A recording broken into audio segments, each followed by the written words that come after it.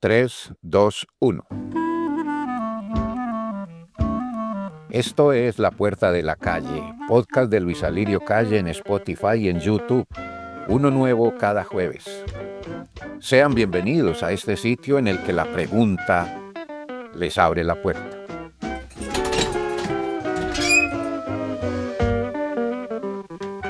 ¿Ustedes creen que las historias que se cuentan de Jesús de Nazaret son ciertas? Si así lo creen, ¿por qué lo creen? ¿Lo creen o lo saben? Si lo creen, ¿es porque existen libros que dicen confirmar las historias de Jesús de Nazaret? ¿Lo creen o lo saben? Y si lo saben por intuición, por fe o por pruebas irrebatibles de la historia y de la ciencia. Si es solo creencia, ¿lo creen por miedo a lo que consideran pecado de no creer? ¿O porque creyendo sienten paz que no juzga, amor que no condiciona, libertad tranquila?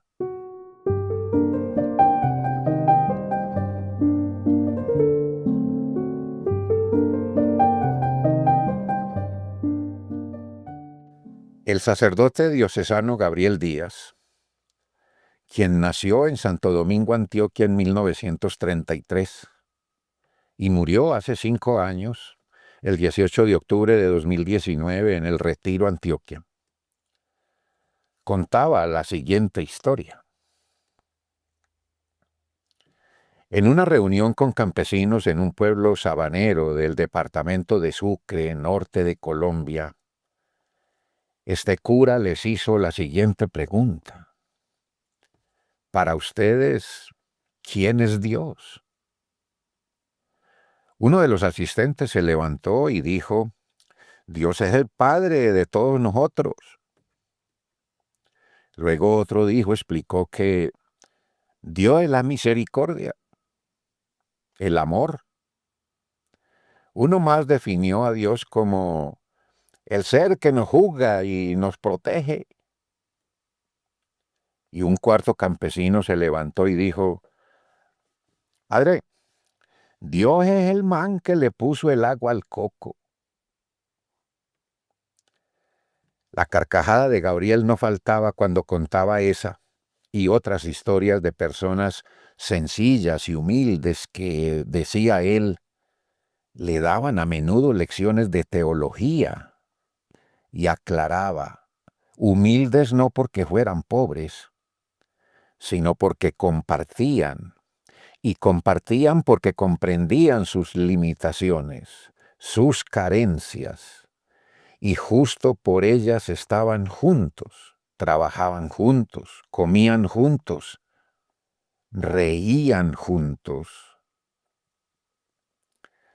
Gabriel explicaba que la respuesta del campesino sobre el agua del coco era la expresión de la libertad anunciada por Jesús, de ver a Dios como es, porque Dios es todo lo que vemos, es todo lo que oímos cuando de verdad queremos oír, y es todo aquello que nos alimenta y nos nutre, y de todo lo que vemos y nos alimenta proviene la vida.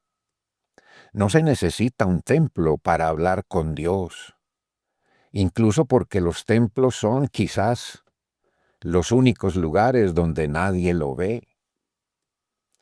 Se cuenta que alguna vez una mujer del pueblo le preguntó a Jesús de Nazaret que ella, siendo tan pobre como lo era, ¿cómo haría para orar a Dios, alabarlo? Pues que ella debía trabajar sin descanso para conseguir el sustento de sus hijos. Además, por eso mismo, no tenía cómo pagar los tributos al templo para alcanzar el perdón de Dios.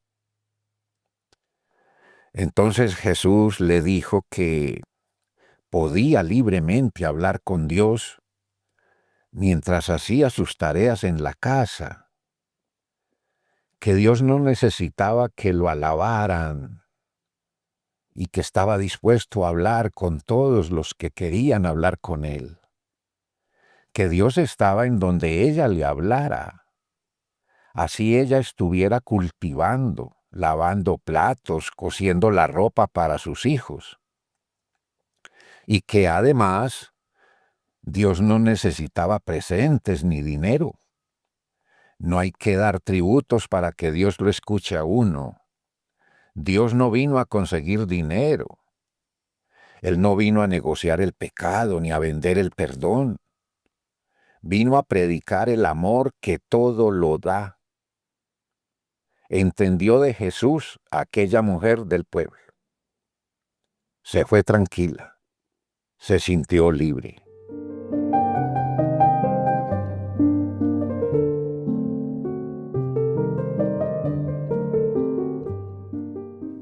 He visto y escuchado podcasts en TikTok de un teólogo y educador ex jesuita que finaliza sus glosas diciendo: soy Pepe, el hereje.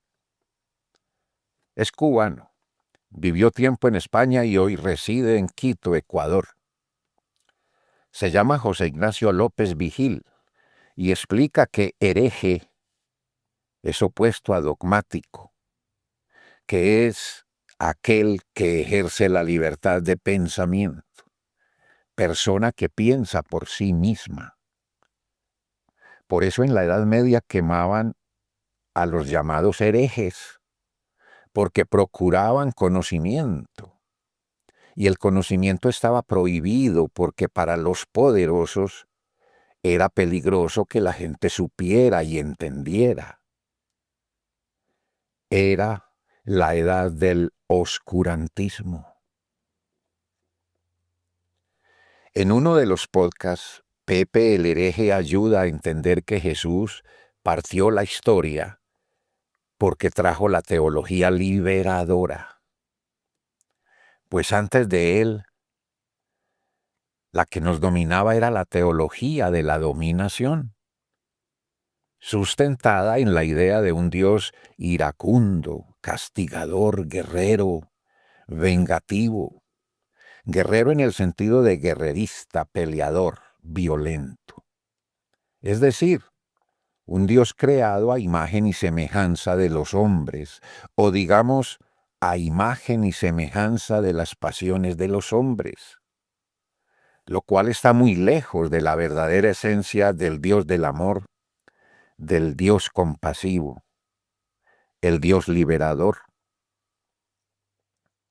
Por cierto, lo que dice Pepe el hereje de la palabra hereje concuerda con el origen del vocablo, que viene del griego airetikos, y este deriva de aireo, que significa elección. Desde luego, esa elección ha de ser libre. No es verdadera elección lo que se escoge bajo la presión de otros, y menos si esta presión sucede por fuerza de sobornos o amenazas, o del mero qué dirán.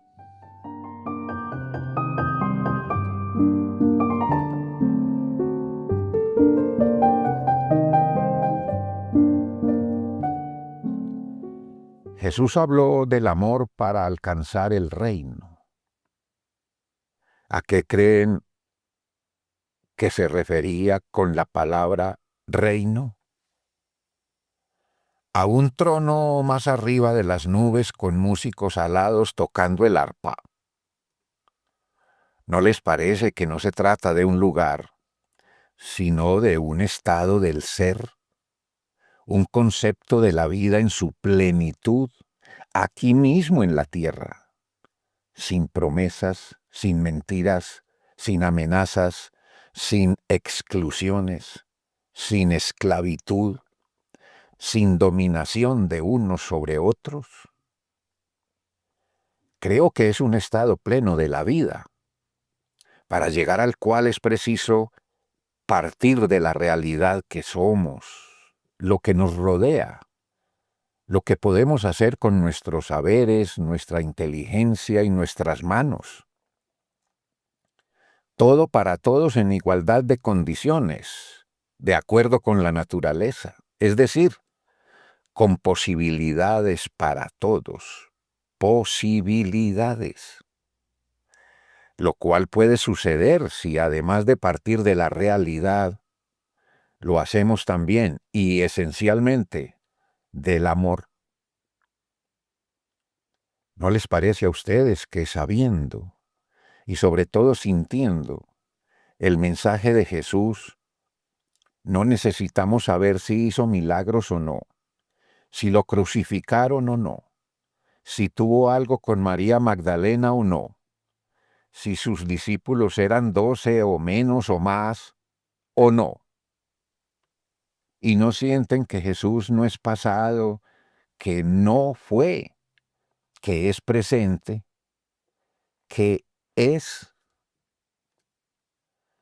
Finalizando los años 60 del siglo XX, apareció en América Latina, en un contexto intelectual y social con muchos conflictos, la llamada teología de la liberación, de la que tengo para mí que no es una doctrina, sino una propuesta.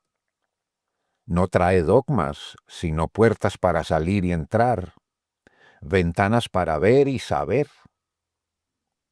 Hubo movimientos, porque la teología de la liberación, en los modos de ser realizada o aplicada, incluyó principalmente a los pobres, al mundo pobre, pues de ahí partió Jesús de Nazaret, de los que menos posibilidades tenían materialmente hablando.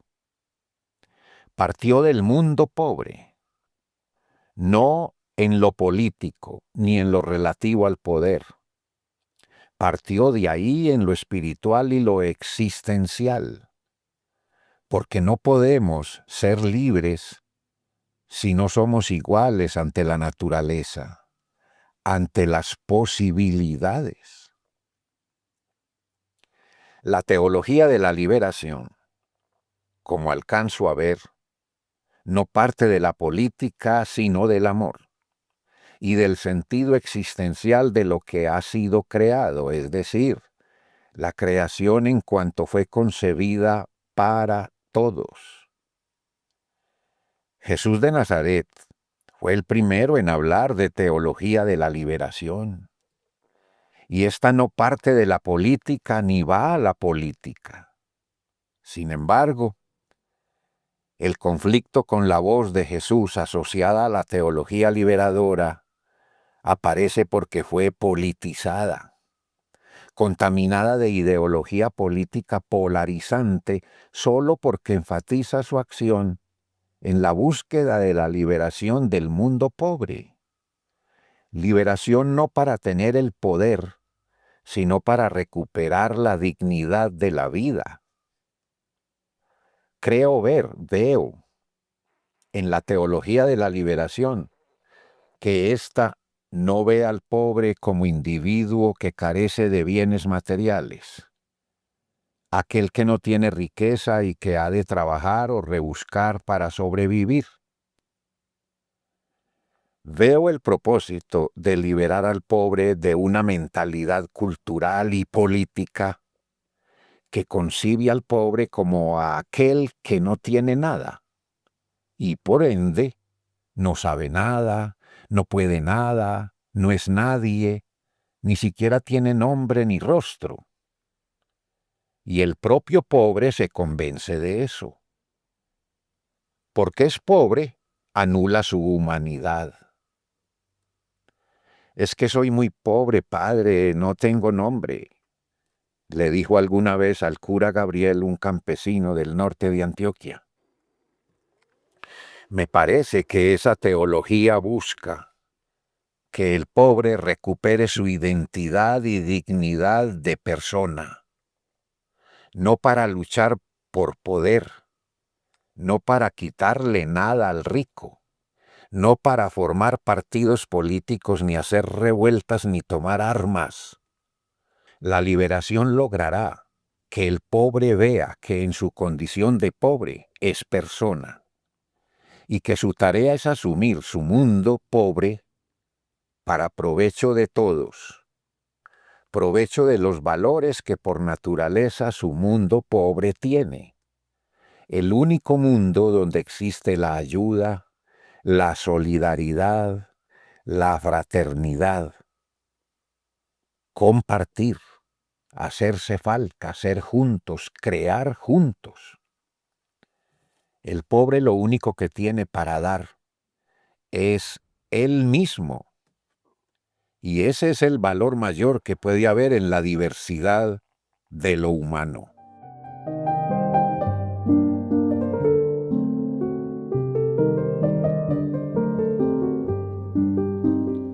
No es mi propósito sugerir o dar consuelos.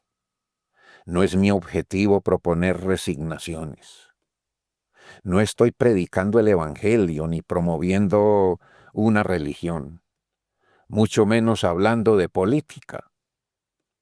Hablo de la realidad, la que el mismo pobre puede transformar. Siempre habrá pobres entre ustedes, dijo Jesús el Cristo. Pero no dijo que tendría que haber miseria e indignidad por causa de la pobreza. Las culturas, las economías, el poder político. Tal vez, para esto que digo, no se necesitan políticos, ni imperios que digan tener lo que llaman voluntad política. Lo necesario en esto es quizás otra educación, esclarecida, transformadora, sin exclusiones, liberadora. El Cristo no vino a decirles a los pobres que son pobres porque pecaron. Lo uno no va con lo otro. Creo que la pobreza material no es efecto de ningún pecado. Tal vez el pecado es efecto de la pobreza mental y de espíritu de la civilización que estratificó a la humanidad con un solo propósito: el poder. Finalizando los años 60, los moradores del barrio Santo Domingo Sabio, zona nororiental de Medellín, y el cura Gabriel Díaz, que era el párroco, hicieron un Cristo de ladrillo y cemento, los mismos materiales con que empezaron a mejorar los habitantes sus ranchos. Ese Cristo no tiene rostro, símbolo de la imagen que culturalmente tenemos del hombre pobre. Luego de terminar de hacer el Cristo, el sacerdote Gabriel escribió: fue concebido como expresión de que es a partir de la realidad como se construye la esperanza, como se construye la utopía. Es partiendo de la realidad, de lo que hay, de lo que existe, y no de dogmatismos ni de conceptualizaciones en el aire, como se construye el reino. Creo sentir en esas palabras que es partiendo de la realidad como se construye lo que llamamos fe. Es a partir de la realidad y desde nuestra postura ante la realidad como pueden dejar de ser meras entelequias las ideas de ser feliz y ser libre.